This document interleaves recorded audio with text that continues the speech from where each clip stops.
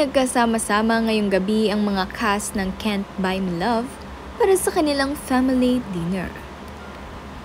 Bago ang lahat, huwag niyong kalimutang mag-subscribe at pindutin ang notification bell para maging updated sa ating mga susunod na videos.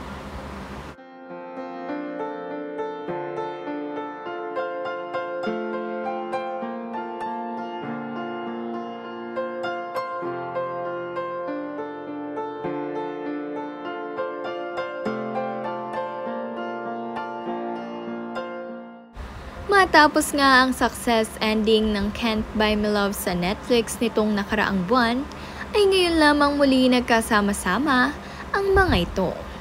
Kaya naman miss na nila ang isa't isa. Nandito nga sina Auntie Gina, Auntie Cindy, Bettina, Caroline at itong si Irene, pati na rin nga itong si Wilson Chu, Bingo Mariano, at syempre nandito rin sina Carlo at ang ating Aya.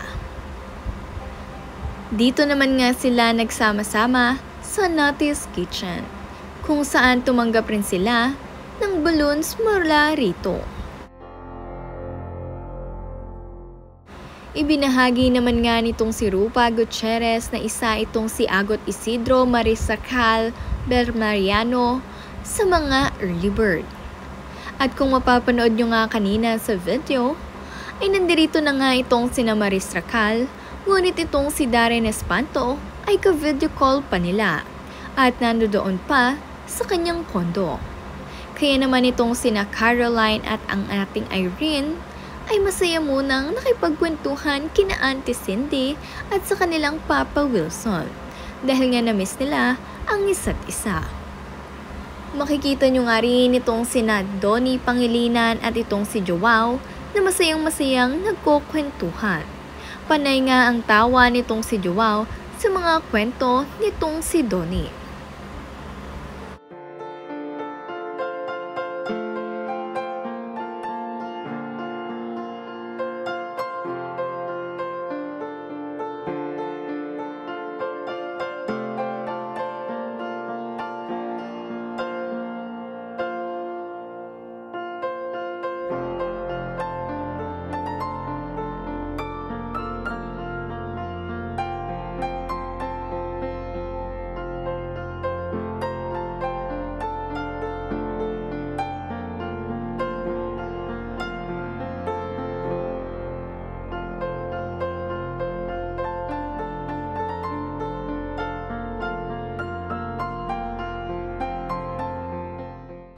Pagkarating nga rin itong si Darren Espanto, ay kinantahan na siya ng happy birthday.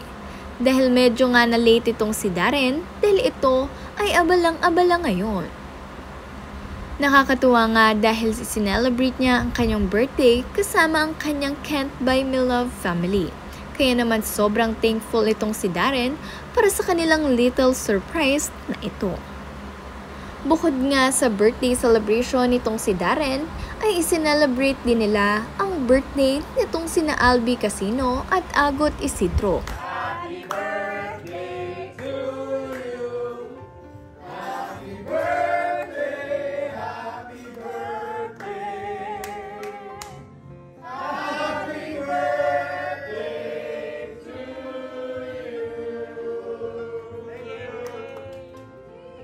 Make a wish, make a wish. Happy birthday to you.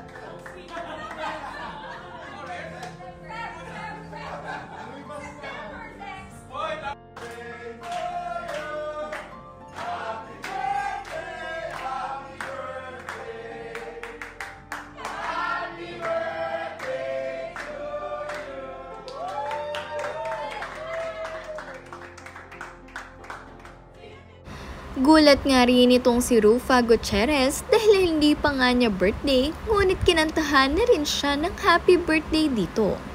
Kaya naman masayang masaya ito dahil mayroong pa early birthday celebration sa kanya ang kanyang Can't Buy Me Love family.